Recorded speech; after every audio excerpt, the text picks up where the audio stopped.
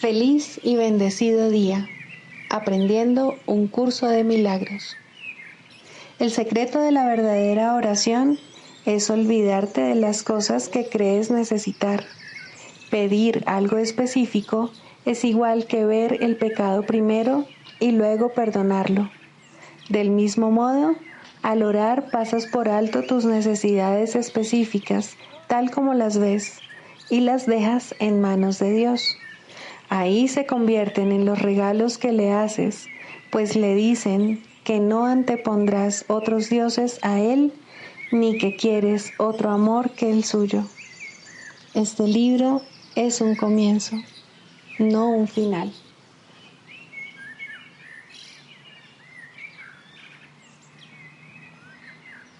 Del prefacio, que postula, párrafo 12. El perdón es algo desconocido en el cielo, donde es inconcebible que se pudiese necesitar. En este mundo, no obstante, el perdón es una corrección necesaria para todos los errores que hemos cometido. Perdonar a otros es la única manera en que nosotros mismos podemos ser perdonados, ya que refleja la ley celestial, según la cual dar es lo mismo que recibir. El cielo es el estado natural de todos los hijos de Dios, tal como Él los creó. Esa es su realidad eternamente, la cual no ha cambiado porque nos hayamos olvidado de ella.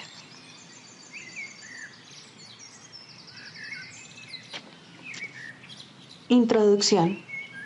Este es un curso de milagros. Es un curso obligatorio.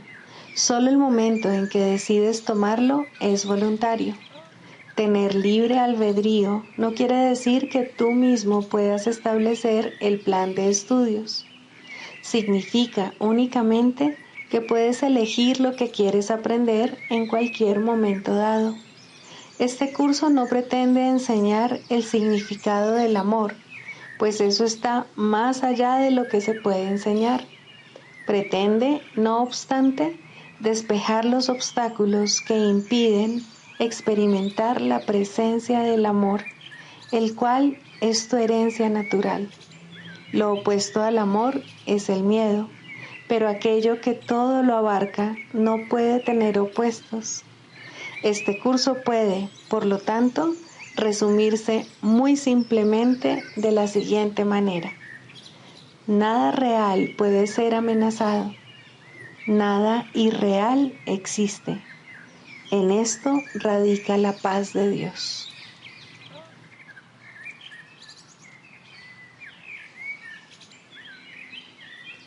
Capítulo 1. El significado de los milagros.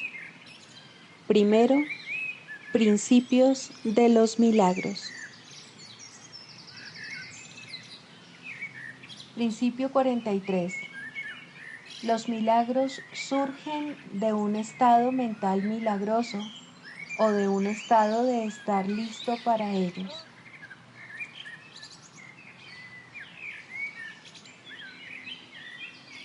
Capítulo 11. Dios o el ego. Quinto, la dinámica del ego. Nadie puede escapar de las ilusiones a menos que las examine, pues no examinarlas es la manera de protegerlas. No hay necesidad de sentirse amedrentado por ellas, pues no son peligrosas. Estamos listos para examinar más detenidamente el sistema de pensamiento del ego, porque juntos disponemos de la lámpara que lo desvanecerá. Y, puesto que te has dado cuenta de que no lo deseas, debes estar listo para ello. Mantengámonos muy calmados al hacer esto, pues lo único que estamos haciendo es buscando honestamente la verdad. La dinámica del ego será nuestra lección por algún tiempo, pues debemos primero examinarla para poder así ver más allá de ella, ya que le has otorgado realidad. Juntos desvaneceremos calmadamente este error y después miraremos más allá de él hacia la verdad. ¿Qué es la curación sino el acto de despejar todo lo que obstaculiza el conocimiento? ¿Y de qué otra manera puede uno disipar las ilusiones, excepto examinándolas directamente sin protegerlas? No tengas miedo, por lo tanto, pues lo que estarás viendo es la fuente del miedo, y estás comenzando a darte cuenta de que el miedo no es real. Te das cuenta también de que sus efectos se pueden desvanecer solo con que niegues su realidad.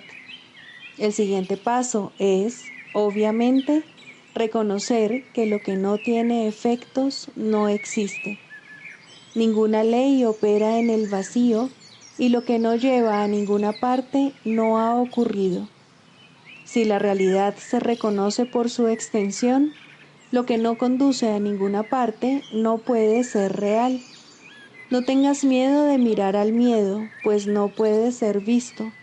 La claridad, por definición, desvanece la confusión, y cuando se mira a la oscuridad a través de la luz, ésta no puede por menos que disiparla. Comencemos esta lección acerca de la dinámica del ego, dándonos cuenta de que la expresión en sí no significa nada. Dicha expresión encierra una contradicción intrínseca que la priva de todo sentido.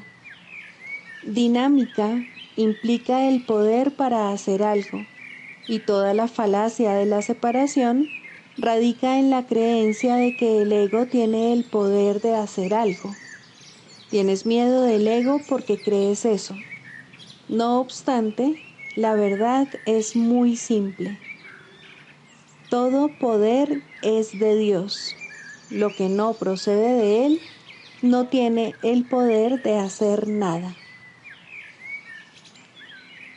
Cuando observamos al ego, por lo tanto, no estamos examinando ninguna dinámica, sino tan solo ilusiones. Puedes ciertamente examinar un sistema ilusorio sin miedo, pues si su origen no es real, no puede tener efectos.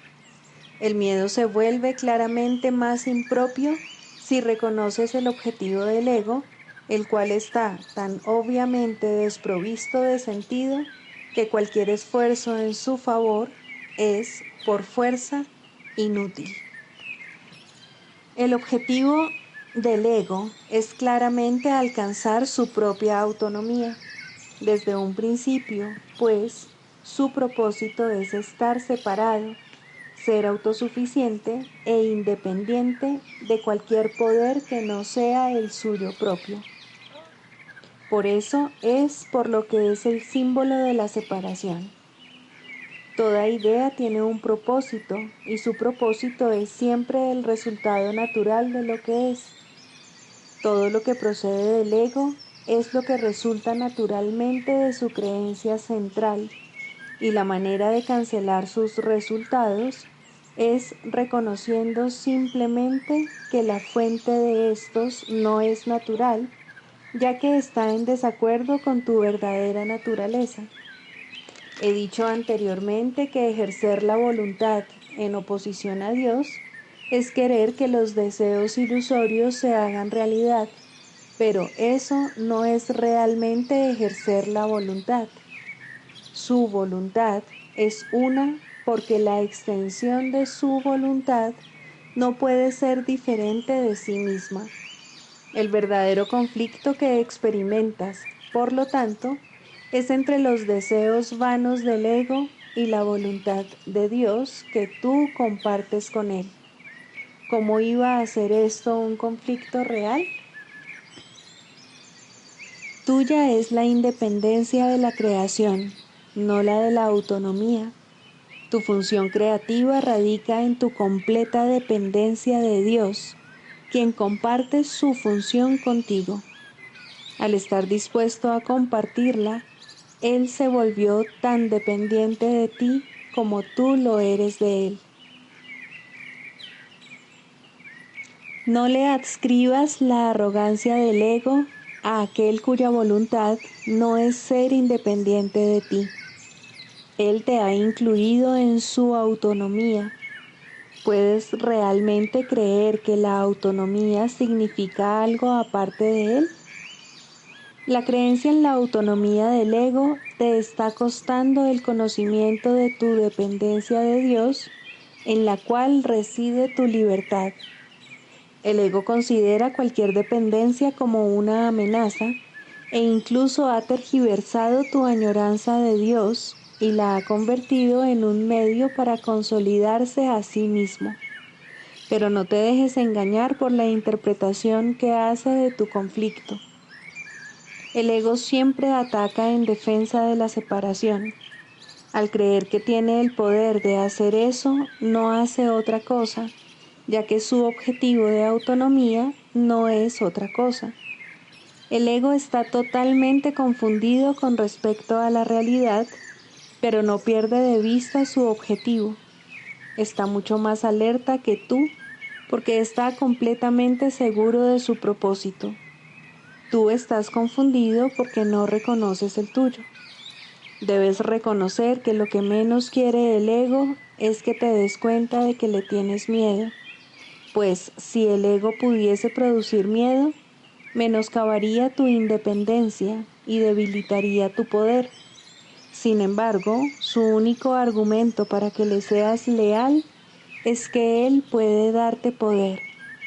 Si no fuera por esta creencia, no le escucharías en absoluto.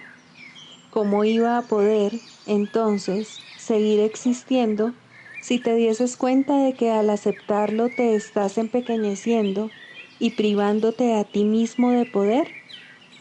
El ego puede permitirte, y de hecho lo hace, que te consideres altanero, incrédulo, frívolo, distante, superficial, insensible, despegado e incluso desesperado, pero no permite que te des cuenta de que realmente tienes miedo.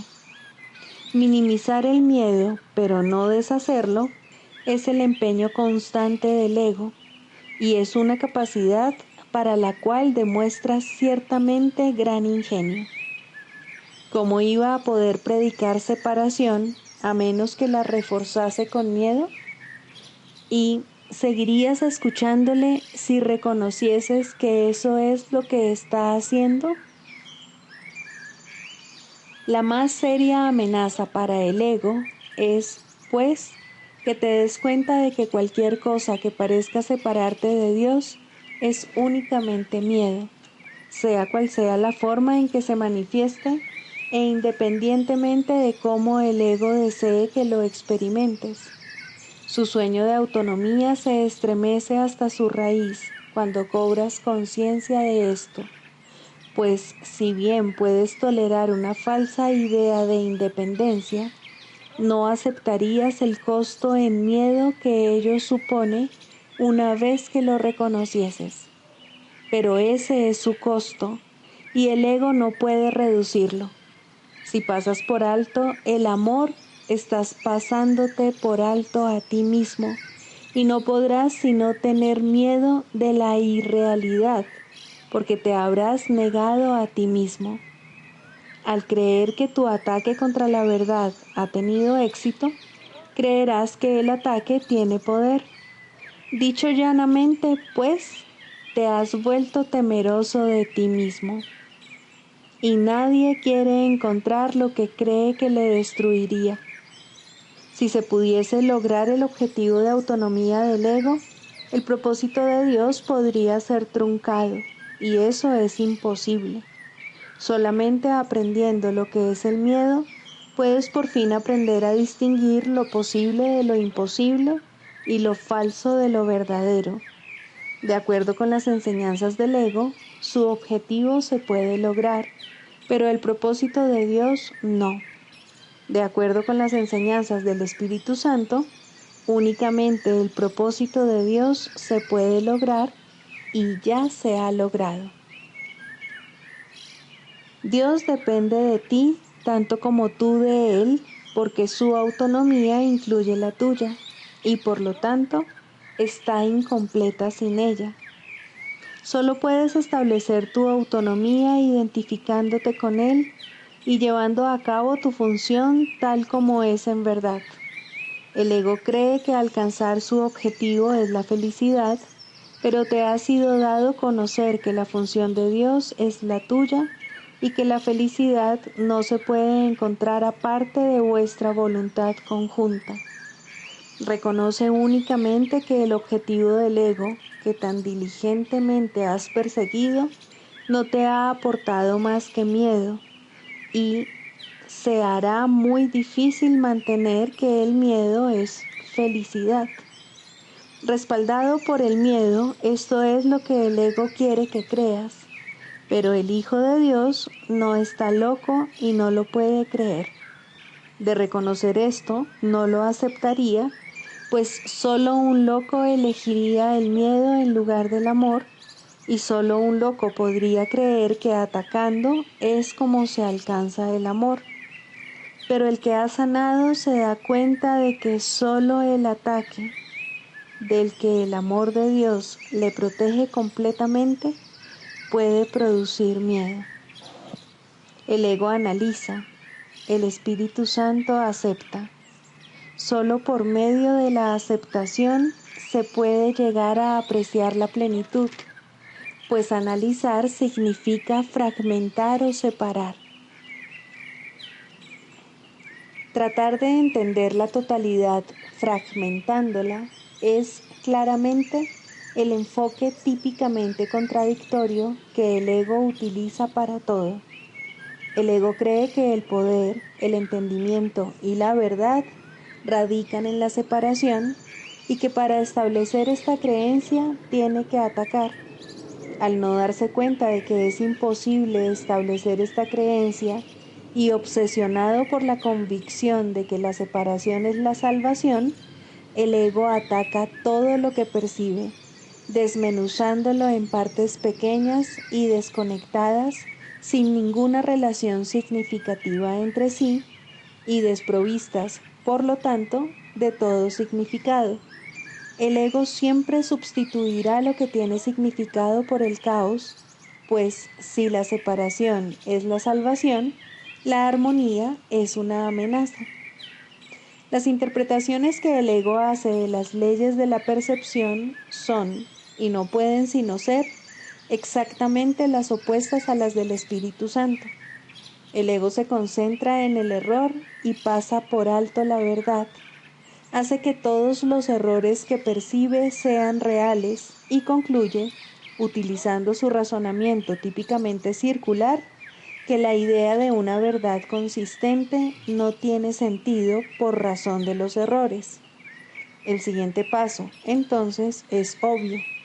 Si la idea de una verdad consistente no tiene sentido, la inconsistencia tiene que ser verdad.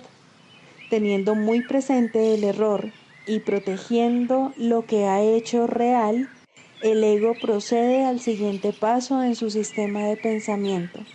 El error es real y la verdad es un error.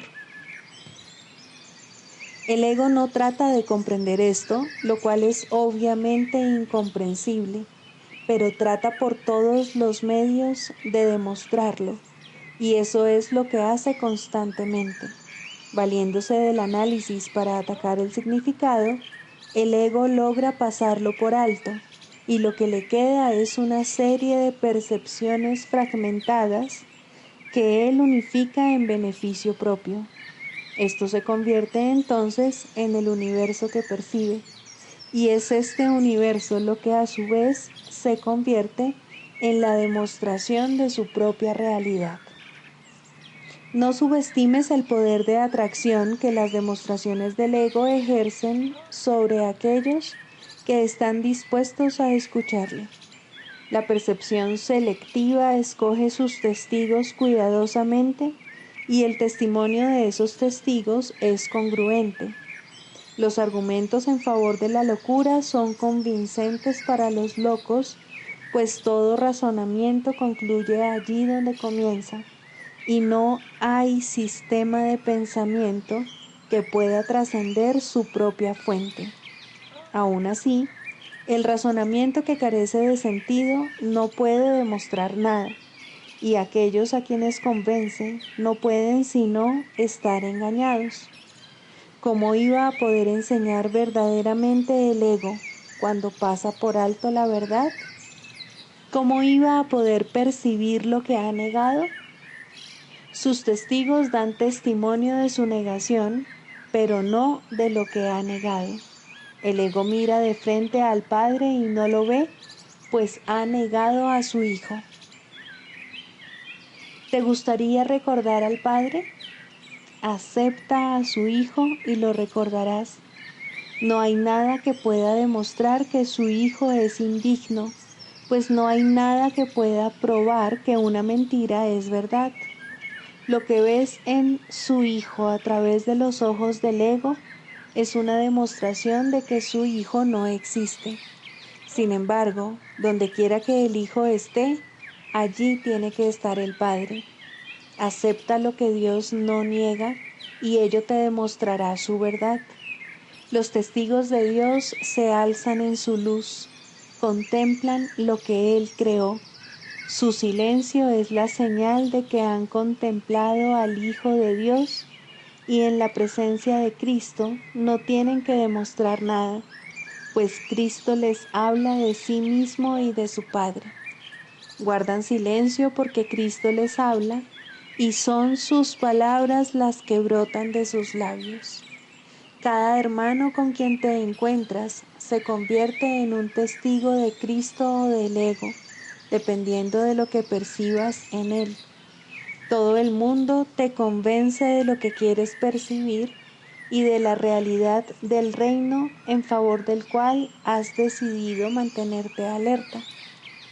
Todo lo que percibes da testimonio del sistema de pensamiento que quieres que sea verdadero.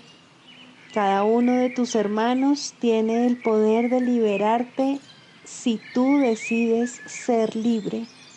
No puedes aceptar falsos testimonios acerca de un hermano a menos que hayas convocado falsos testigos contra él. Si no te habla de Cristo, es que tú no le hablaste de Cristo a él. No oyes más que tu propia voz, y si Cristo habla a través de ti, le oirás.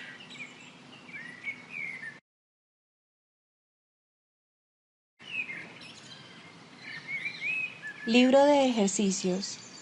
Introducción. Para que los ejercicios de este libro de ejercicios tengan sentido para ti, es necesario, como marco de referencia, disponer de una base teórica como la que provee el texto. Es la práctica de los ejercicios, no obstante, lo que te permitirá alcanzar el objetivo del curso. Una mente sin entrenar no puede lograr nada. El objetivo de este libro de ejercicios es entrenar a tu mente a pensar según las líneas expuestas en el texto. Los ejercicios son muy sencillos, no requieren mucho tiempo y no importa dónde se hagan. No requieren ninguna preparación. El periodo de entrenamiento dura 1 año. Las lecciones van numeradas de la 1 a la 365. No intentes hacer más de una serie de ejercicios por día. El libro de ejercicios está dividido en 2 secciones principales. La primera está dedicada a anular la manera en que ahora ves, y la segunda a adquirir una percepción verdadera. A excepción de las sesiones de repaso, los ejercicios diarios están planeados en torno a una idea central que se enuncia primero. A esta le sigue una descripción de los procedimientos concretos mediante los cuales debe aplicarse la idea del día.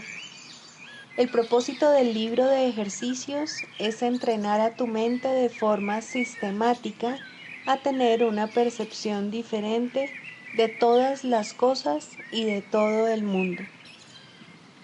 Los ejercicios están diseñados para ayudarte a generalizar las lecciones de manera que puedas comprender que cada una de ellas se aplica por igual a todo el mundo y a todo lo que ves. La transferencia del entrenamiento para adquirir una percepción verdadera no procede del mismo modo que la transferencia del entrenamiento del mundo. Si se ha logrado una percepción verdadera en conexión con una persona, situación o acontecimiento, la transferencia total a todo el mundo y a todas las cosas es inevitable. Por otra parte, una sola cosa que se excluya de la percepción verdadera imposibilita sus logros en cualquier otra parte. Así pues, las únicas reglas generales a observarse en todas las lecciones son: primera, los ejercicios deben practicarse con gran precisión, tal como se indique. Esto te ayudará a generalizar las ideas en cuestión a toda situación en la que te encuentres, así como a todas las cosas y personas en ella.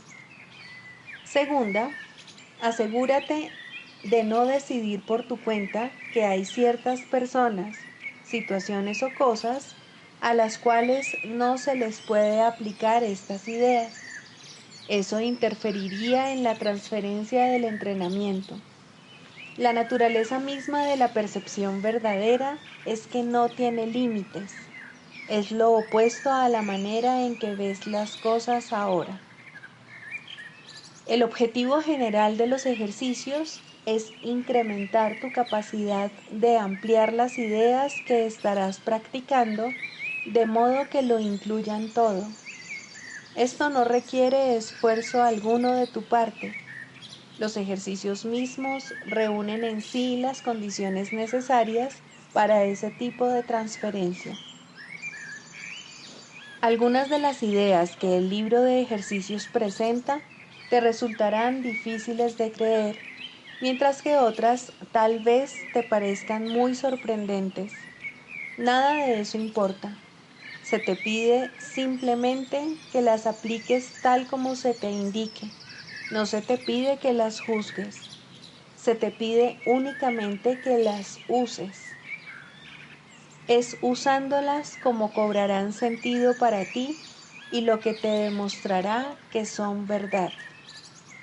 Recuerda solamente esto: no tienes que creer en las ideas, no tienes que aceptarlas, ni siquiera tienes que recibirlas con agrado. Puede que hasta te opongas vehementemente a algunas de ellas. Nada de eso importa, ni disminuye su eficacia. Pero no hagas excepciones al aplicar las ideas expuestas en el libro de ejercicios. Sean cuales sean tus reacciones hacia ellas, úsalas. No se requiere nada más.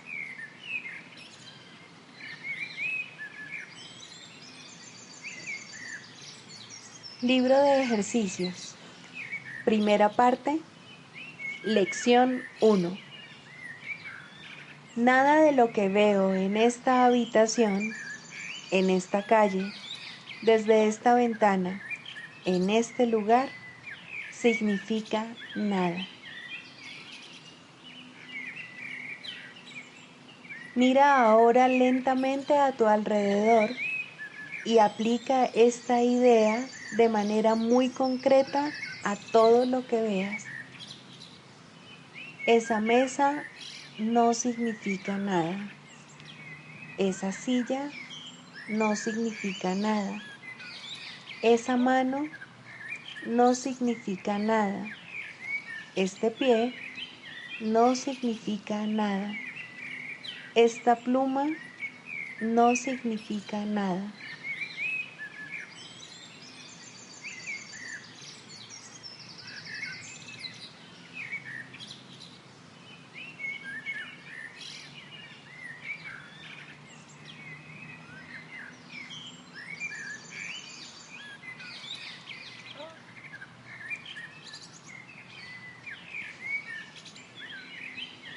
Luego, mira más allá de lo que se encuentra inmediatamente alrededor tuyo y aplica la idea dentro de un campo más amplio. Esa puerta no significa nada. Ese cuerpo no significa nada. Esa lámpara no significa nada. Ese letrero no significa nada. Esa sombra no significa nada.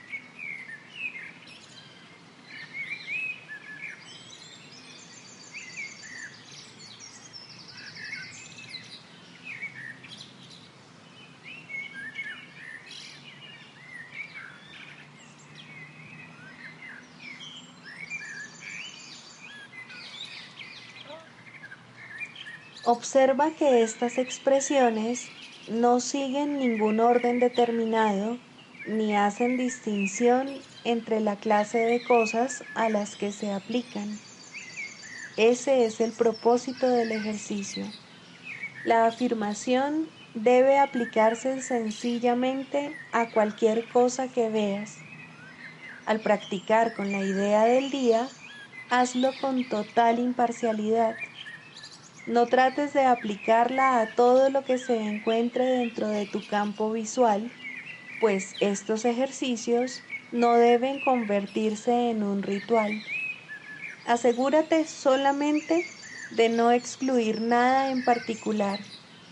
Desde el punto de vista de la aplicación de la idea, una cosa es igual que cualquier otra.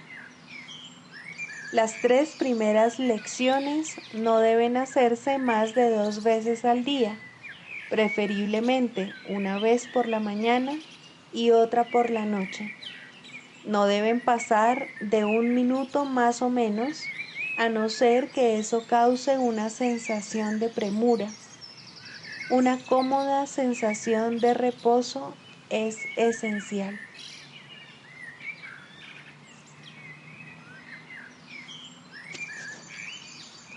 Del Manual para el Maestro, pregunta 4. ¿Cuáles son las características de los maestros de Dios? 1. Confianza. He aquí la base sobre la que descansa su capacidad para llevar a cabo su función. La percepción es el resultado de lo que se ha aprendido. De hecho, la percepción es lo que se ha aprendido, ya que causa y efecto nunca se encuentran separados. Los maestros de Dios tienen confianza en el mundo, porque han aprendido que no está regido por las leyes que el mundo inventó. Está regido por un poder que se encuentra en ellos, pero que no es de ellos. Este poder es el que mantiene todas las cosas a salvo. Mediante este poder, los maestros de Dios contemplan un mundo perdonado. Una vez que hemos experimentado ese poder, es imposible volver a confiar en nuestra insignificante fuerza propia. ¿Quién trataría de volar con las minúsculas alas de un gorrión cuando se le ha dado el formidable poder de un águila? ¿Y quién pondría su fe en las miserables ofrendas del ego cuando los dones de Dios se encuentran desplegados ante él? ¿Qué induce a los maestros de Dios a efectuar este cambio? A. Desarrollo de la confianza. En primer lugar, tienen que pasar por lo que podría calificarse como un periodo de deshacimiento. Ello no tiene por qué ser doloroso, aunque normalmente lo es. Durante este periodo parece como si nos estuviesen quitando las cosas, y raramente se comprende, en un principio, que estamos simplemente reconociendo su falta de valor. ¿De qué otro modo se iba a poder percibir lo que no tiene valor, a no ser que el perceptor estuviese en una posición desde la que no puede sino ver las cosas de otra manera? Aún no ha llegado al punto en el que puede efectuar el cambio interno totalmente. Por ello, el plan a veces requiere que se efectúen cambios en lo que parecen ser las circunstancias externas. Estos cambios son siempre beneficiosos. Una vez que el maestro de Dios ha aprendido esto, pasa a la segunda fase. Ahora el maestro de Dios tiene que pasar por un periodo de selección.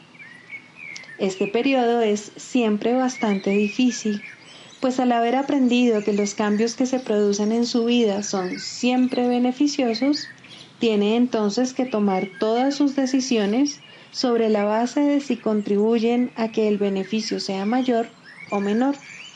Descubrirá que muchas cosas, si no la mayoría de las que antes valoraba, tan solo obstruyen su capacidad para transferir lo que ha aprendido a las nuevas situaciones que se le presentan. Puesto que ha valorado lo que en verdad no vale nada, no generalizará la lección por temor a lo que cree que puede perder o deba sacrificar. Se necesita haber aprendido mucho para poder llegar a entender que todas las cosas, acontecimientos, encuentros y circunstancias son provechosos. Solo en la medida en que son provechosos, deberá concedérseles algún grado de realidad en este mundo de ilusiones. La palabra valor no puede aplicarse a nada más.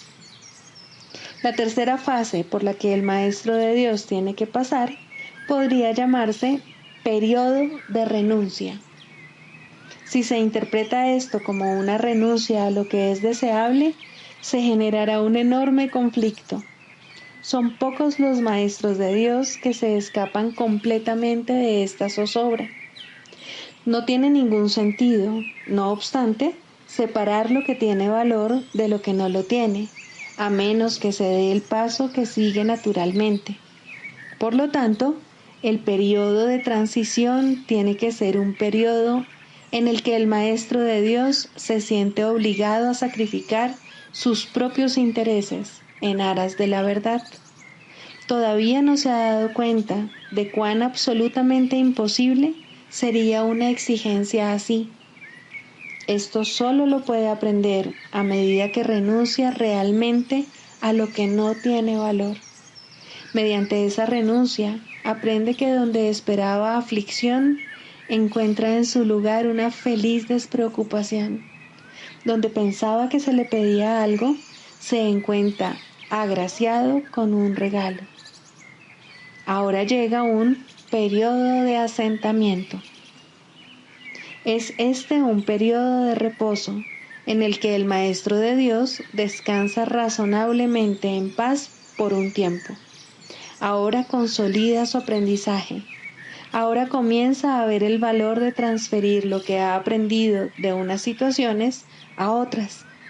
El potencial de lo que ha aprendido es literalmente asombroso, y el Maestro de Dios ha llegado a un punto en su progreso desde el que puede ver que en dicho aprendizaje radica su escape.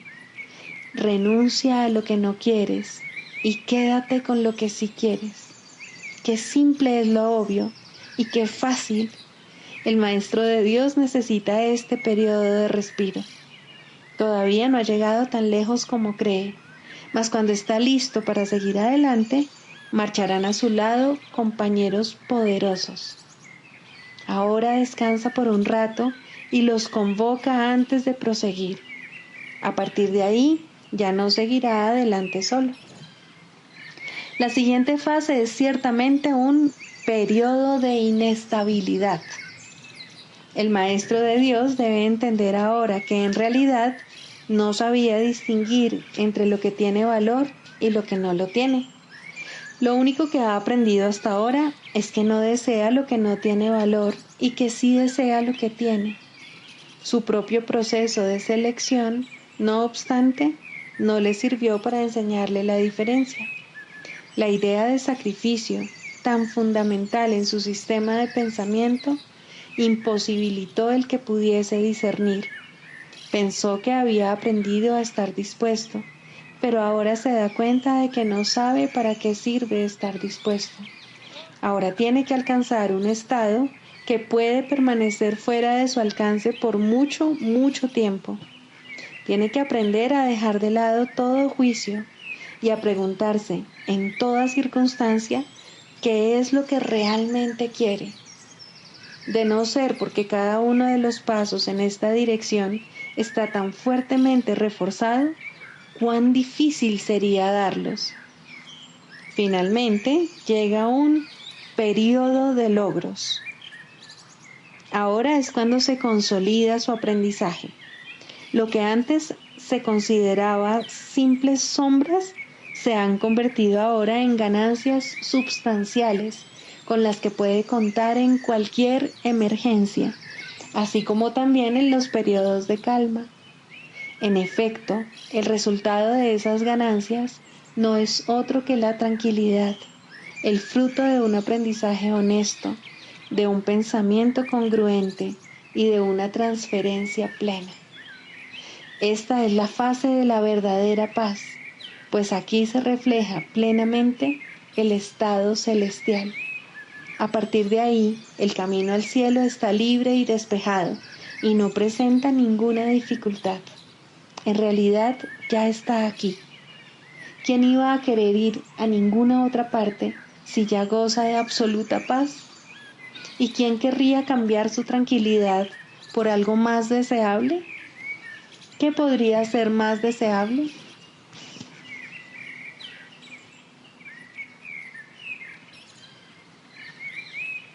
Manual para el maestro. Pregunta 1. ¿Quiénes son los maestros de Dios? Un maestro de Dios es todo aquel que decide serlo. Sus atributos consisten únicamente en esto. De alguna manera y en algún lugar, ha elegido deliberadamente no ver sus propios intereses como algo aparte de los intereses de los demás. Una vez que ha hecho esto, su camino ha quedado establecido y su dirección es segura. Una luz ha entrado en las tinieblas. Tal vez sea una sola luz, pero con una basta. El Maestro de Dios ha hecho un compromiso con Dios, aunque todavía no crea en Él. Se ha convertido en un portador de salvación. Se ha convertido en un Maestro de Dios. Los maestros de Dios proceden de todas partes del mundo y de todas las religiones, aunque algunos no pertenecen a ninguna religión. Los maestros de Dios son los que han respondido. La llamada es universal y está activa en todo momento y en todas partes. Dicha llamada invoca a los maestros a que hablen en favor de ella y a que rediman el mundo. Muchos la oyen, pero muy pocos responden. Sin embargo, es solo cuestión de tiempo. Todo el mundo responderá al final, pero ese final puede estar muy, muy lejos. Esta es la razón por la que se estableció el plan de los maestros. Su función es ahorrar tiempo. Cada uno comienza como una sola luz, pero como tiene la llamada en el mismo centro de su ser, esa luz no puede restringirse, y cada uno de ellos ahorra miles de años, tal como el mundo juzga el tiempo. Mas para la llamada en sí, el tiempo no significa nada. Cada maestro de Dios tiene su propósito. La estructura de este varía enormemente, así como los medios particulares de enseñanza empleados. El contenido del curso, no obstante, nunca varía. Su tema central es siempre: el Hijo de Dios es inocente y en su inocencia radica su salvación. Esto se puede enseñar con acciones o con pensamientos, con palabras o sin ellas, en cualquier lenguaje o sin lenguaje, en todo lugar o momento o en cualquier forma. No importa lo que el maestro haya sido antes de oír la llamada. Al responder, se ha convertido en un salvador. Ha visto a alguien más como a sí mismo. Ha encontrado, por lo tanto, su propia salvación y la salvación del mundo. Con su renacer, renace el mundo. Este manual está dedicado a una enseñanza especial y dirigido a aquellos maestros que enseñan una forma particular del curso universal. Existen muchas otras formas, todas con el mismo desenlace. Su propósito es simplemente ahorrar tiempo. No obstante, solo el tiempo se arrastra pesadamente y el mundo ya está muy cansado. Está viejo, agotado y sin esperanzas, mas el desenlace final nunca se puso en duda, pues, ¿qué puede cambiar la voluntad de Dios? Pero el tiempo, con sus ilusiones de cambio y de muerte, agota al mundo y a todas las cosas que habitan en él.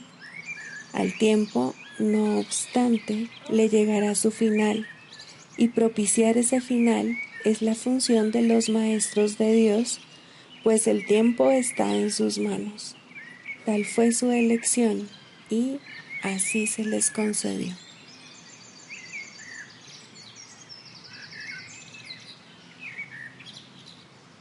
Clarificación de términos.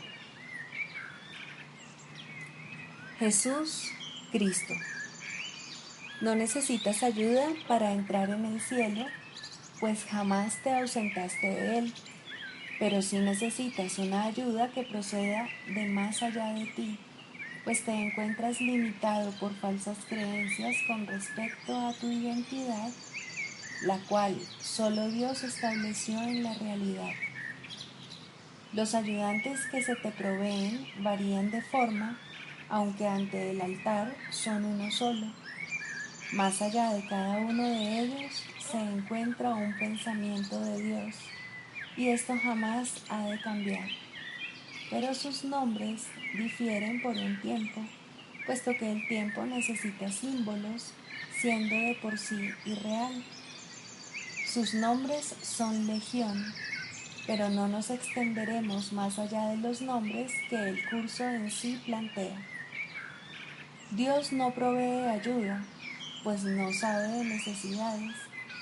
Sin embargo, Él crea todos los ayudantes que su Hijo pueda necesitar, mientras éste siga creyendo que sus fantasías son reales. Dale gracias a Dios por ellos, pues son quienes te conducirán de regreso a tu hogar. El nombre de Jesús es el nombre de uno que, siendo hombre, vio la faz de Cristo en todos sus hermanos y recordó a Dios. Al identificarse con Cristo, dejó de ser un hombre y se volvió uno con Dios. El hombre era una ilusión, pues parecía ser un ser separado que caminaba por su cuenta dentro de un cuerpo que aparentemente mantenía a su ser separado de su ser, como hacen todas las ilusiones. Pero, ¿quién puede salvar a menos que, al ver las ilusiones, las identifique como lo que son? Jesús sigue siendo un Salvador porque vio lo falso y no lo aceptó como la verdad. Cristo necesitó su forma para poder presentarse ante los hombres y salvarlos de sus ilusiones. En su completa identificación con el Cristo, el perfecto Hijo de Dios, su única creación y su felicidad, por siempre como Él y uno como Él, Jesús se convirtió en lo que todos vosotros no podéis sino ser. Mostró el camino para que le siguieras. Él te conduce de regreso a Dios porque vio el camino ante sí y lo siguió. Jesús hizo una clara distinción, todavía velada para ti, entre lo falso y lo verdadero. Te ofreció una demostración palpable de que es imposible matar al Hijo de Dios y de que el pecado, la maldad, la malicia, el miedo o la muerte no pueden alterar su vida en modo alguno. Todos tus pecados, por lo tanto, te han sido perdonados, ya que jamás tuvieron consecuencia alguna, y así no fueron más que sueños.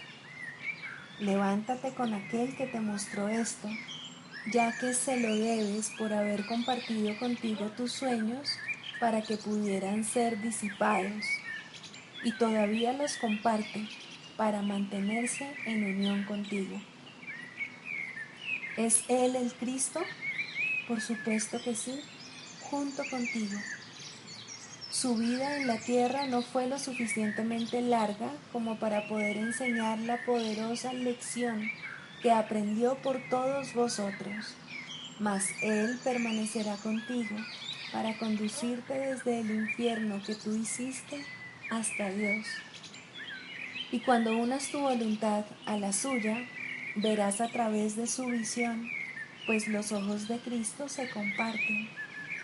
Caminar con Él es algo tan natural como caminar con un hermano al que conoces desde que naciste, pues eso es en verdad lo que Él es. Se han hecho amargos ídolos de aquel que solo quiere ser un hermano para el mundo. Perdónale tus fantasías y comprende lo mucho que amarías a un hermano así, pues Él por fin le brindará descanso a tu mente y la llevará contigo ante tu Dios. ¿Es Él el único ayudante de Dios? Por supuesto que no, pues Cristo adoptará muchas formas con diferentes nombres hasta que se reconozca la unicidad de todas ellas. Mas para ti, Jesús es el portador del único mensaje de Cristo acerca del amor de Dios. No tienes necesidad de ningún otro. Es posible leer sus palabras y beneficiarse de ellas sin aceptarle en tu vida, mas Él te ayudaría todavía más si compartieses con Él tus penas y alegrías y renunciases a ambas. Sigamos a Jesús haciendo del perdón algo tan natural como respirar y algo tan vital como el aire. Amén.